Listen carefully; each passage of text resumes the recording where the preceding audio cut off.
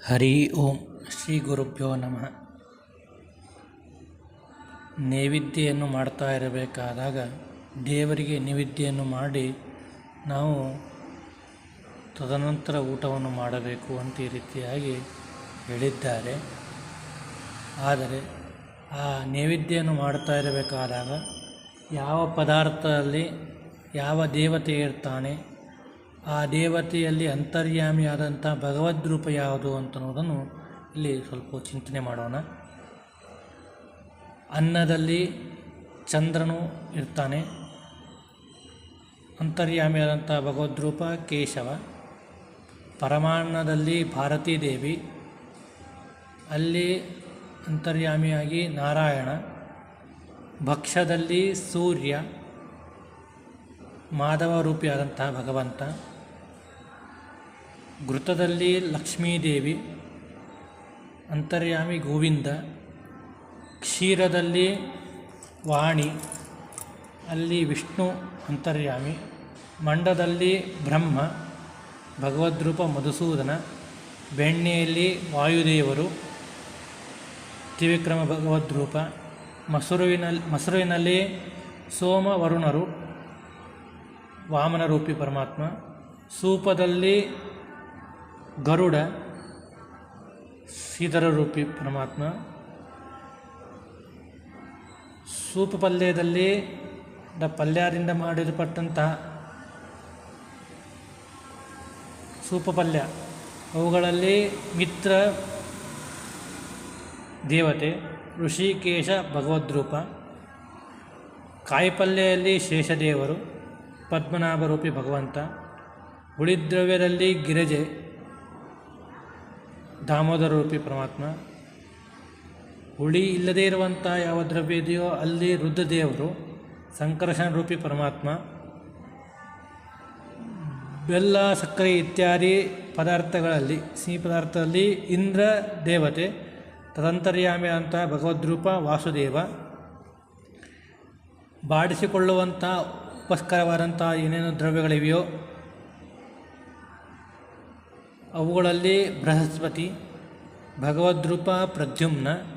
ಕಹಿದ್ರವ್ಯದಲ್ಲಿ ಯಮ, ಭಗವದ್ರೂಪ ಅನಿರುದ್ಧ.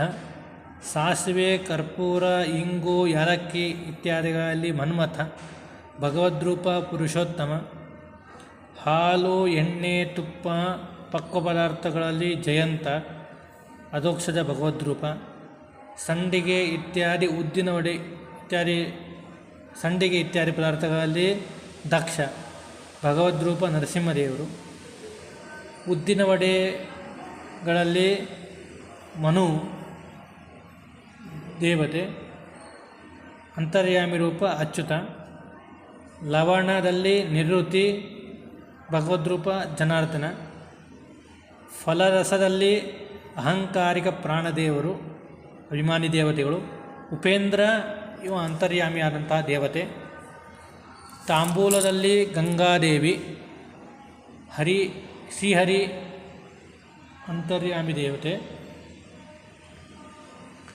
ಸ್ವಾದೂದಕದಲ್ಲಿ ಅಭಿಮಾನಿ ದೇವತೆ ಬುಧ, ಅಂತರ್ಯಾಮಿ ದೇವತೆ ಕೃಷ್ಣ.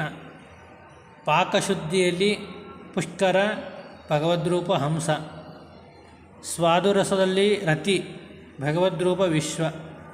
ಪಾತ್ರೆಯಲ್ಲಿ ಅಗ್ನಿ, ಭಗವದ್ರೂಪ ಭಾರ್ಗವ. ಕಾಷ್ಟಕುಳ್ಳಿಯಲ್ಲಿ ವಸಂತ, ವೃಷಭ ಭಗವದ್ರೂಪ. ಪಾಚಕನಲ್ಲಿ ಮಹಾಲಕ್ಷ್ಮೀದೇವಿ ಸನ್ನಿಧಾನ, ಭಗವದ್ರೂಪ ವಿಶ್ವಂಭರ. ಭೋಜನ ವೇದಿಕೆಯ ಮಂಡಲದಲ್ಲಿ ಭೂದೇವಿ, ಭಗವದ್ರೂಪ ವರಾಹ.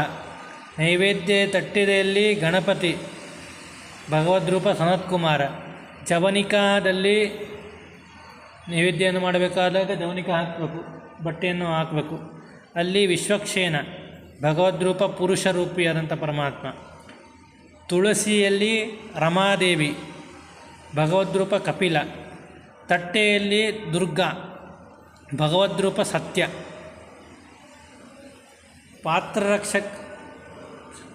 ಪಾತ್ರರಕ್ಷಕದಲ್ಲಿ ವಾರುಣಿ, ಭಗವದ್ರೂಪ ಆನಂದ ರೂಪದಿಂದಾಗಿ. ಈ ರೀತಿಯಾಗಿ ಎಲ್ಲ ಪದಾರ್ಥಗಳಲ್ಲಿ ಭಗವಂತನು ಪರಿವಾರದವರಾಗಿ ಅಭಿಮಾನಿ ದೇವತೆಗಳಿರ್ತಾರೆ, ತದಂತರ್ಯಾಮಿ ಆದಂಥ ಭಗವಂತನು ಇರ್ತಾನೆ ಅಂತ ಈ ರೀತಿಯಾಗಿ ಚಿಂತನೆ ಮಾಡಬೇಕು. ಇಷ್ಟೇ ಅಲ್ಲ, ನೈವೇದ್ಯವನ್ನು ಮಾಡ್ತಾ ಇರಬೇಕಾದಾಗ ನಾ ತಂದಿದ್ದು ಅಂತ ಈ ರೀತಿಯಾಗಿ ಅಹಂಕಾರವಿಲ್ಲದೇನೆ ಭಗವಂತನಿಂದ ದತ್ತವಾದದ್ದು ಭಗವಂತನಿಗೆ ಸಮರ್ಪಣೆ ಅಂತ ಈ ರೀತಿಯಾಗಿ ದೀನಬುದ್ಧಿಯಿಂದಾಗಿ ಭಗವಂತನಲ್ಲಿ ಸ್ವಾಮಿತ್ವ ಬುದ್ಧಿ, ನಮ್ಮಲ್ಲಿ ದೀನಬುದ್ಧಿಯಿಂದಾಗಿ ನೈವೇದ್ಯವನ್ನು ಮಾಡಬೇಕು. ಶ್ರೀನಿವಾಸ ನಮಸ್ತುಭ್ಯಂ ಮಹಾನೈವೇದ್ಯಮುತ್ತಮಂ ನಿತ್ಯತೃಪ್ತ ಗೃಹಾಣೇದಂ ಕೃಪಯಾ ಭಕ್ತವತ್ಸಲ. ಭಗವಂತ ನೀನು ನಿತ್ಯ ತೃಪ್ತನಾಗಿದ್ದಿ, ಆತ್ಮಕಾಮಸ್ಯ ಕಾಸ್ಪೃಹ ಅಂತ ಈ ರೀತಿಯಾಗಿ ಶ್ರುತಿ ಹೇಳ್ತದೆ. ನ ಪ್ರಯೋಜನವತ್ವಾದ ಎನ್ನುವಂಥ ಶ್ರುತಿ ಸೂತ್ರಸಿದ್ಧವಾದಂಥದ್ದು. ಭಗವಂತನಿಗೆ ನಾವು ಕೊಟ್ಟರೆ ಅವನಿಗೆ ಹೊಟ್ಟೆ ತುಂಬುತ್ತದ, ಇಲ್ಲ ಅಂತಂದರೆ ಅವನಿಗೆ ಹಸಿವೆಯಿಂದಾಗಿ ತೊಂದರೆ ಆಗ್ತದೆ ಅಂತೇನೂ ಇಲ್ಲ. ಯಾಕಂದರೆ ಅವನು ನಿತ್ಯ ತೃಪ್ತನಾಗಿದ್ದಾನೆ. ಆದರೆ ಭಗವಂತ ಈ ನೈವೇದ್ಯವನ್ನು ನಿನಗೆ ಕೊಡ್ತೀನಿ, ಯಾಕಂತ ಅದನ್ನು ನೀ ನಂಗೆ ನಿತ್ಯ ತೃಪ್ತನಾಗಿದ್ದೇನೆ, ನೀವು ಕೊಟ್ಟರೆ ಏನು ಲಾಭ ಅಂತಂದರೆ ಭಕ್ತವತ್ಸಲ, ಕೃಪೆಯಿಂದಾಗಿ ಭಕ್ತರ ಅನುಗ್ರಹ ಮಾಡುವುದಕ್ಕಾಗಿ ಇದನ್ನು ಸ್ವೀಕಾರವನ್ನು ಮಾಡು. ಹೇಗೆ ಸ್ವೀಕಾರ ಅಂದರೆ ಅನೇಕ ರೀತಿಯಾಗಿ ಸ್ವೀಕಾರ ಇದೆ.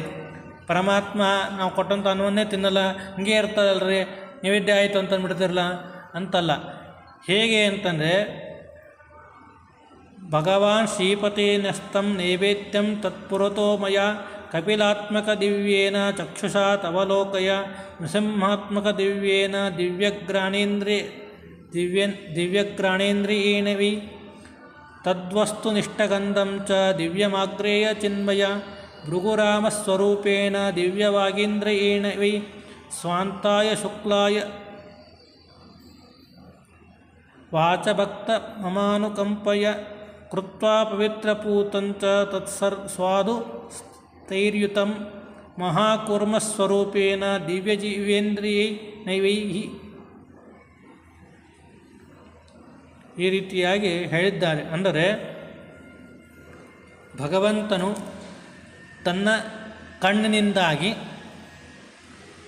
ಆ ಕಣ್ಣಿನಲ್ಲಿ ಕಪಿಲಾತ್ಮಕ ರೂಪವಾದಂತಹ ದೇವತೆ ಇರ್ತಾನೆ, ಕಪಿಲ ರೂಪಿ ಆದಂತಹ ಪರಮಾತ್ಮ ಆ ಪದಾರ್ಥವನ್ನು ಚಕ್ಷುರಿಂದ ನೋಡಿ ನೃಸಿಂಹಾತ್ಮಕವಾದಂತಹ ರೂಪದಿಂದಾಗಿ ಪ್ರಾಣೇಂದ್ರಿಯದಿಂದಾಗಿ ದಿವ್ಯವಾದಂತಹ ಪ್ರಾಣೇಂದ್ರಿಯದಿಂದಾಗಿ ಅಲ್ಲಿರುವಂತಹ ಗಂಧವನ್ನು ಆಸ್ವಾದನವನ್ನು ಮಾಡಿ ಭೃಗುರೂಪಿಯಾದಂತಹ ಭೃಗುರಾಮ ಭಾರ್ಗವರಾಮ ಪರಶುರಾಮನ ಮಗನಾದಂತಹ ಭಾರ್ಗವರಾಮ ಏನಿದ್ದಾನಲ್ಲ ಆ ತದ್ರೂಪದಿಂದಾಗಿ ವಾಗೀಂದ್ರಿಯದಲ್ಲಿ ಇದ್ದಂತಹ ಪರಮಾತ್ಮ ಭಕ್ತರ ವಾಗೀಂದ್ರಿಯದಲ್ಲಿ ಇದ್ದು ಅವರು ಹೇಳುವಂತಹ ಮಂತ್ರ ಸ್ತೋತ್ರಗಳಿಂದಾಗಿ ಪ್ರತಿಪಾದ್ಯನಾಗಿದ್ದಾನೆ.